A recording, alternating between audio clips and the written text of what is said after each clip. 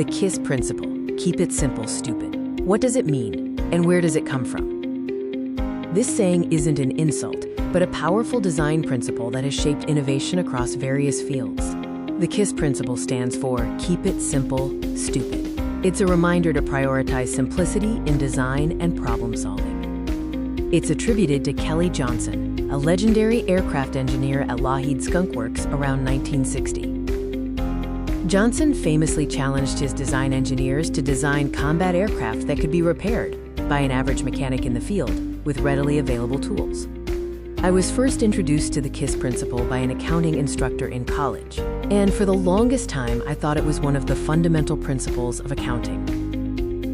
The adjusted cash basis involves tracking daily transactions using the cash method. Startups rely on bank, credit card data, and supplier accounts during the year. At the end of the year, your tax accountant performs year-end cutoff procedures to adjust the statements to the accrual method required for external reporting like GAAP or IFRS, or the Canada Revenue Agency in Canada.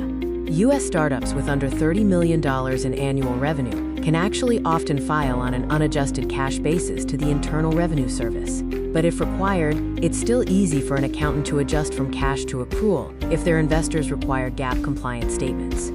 You could pay an expensive management consultant to build your startup a custom financial dashboard. Or just put links on the bookmarks bar of your standard internet browser.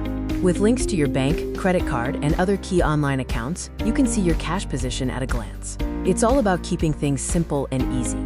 Keeping things simple lets you focus on the important stuff, like building killer new products.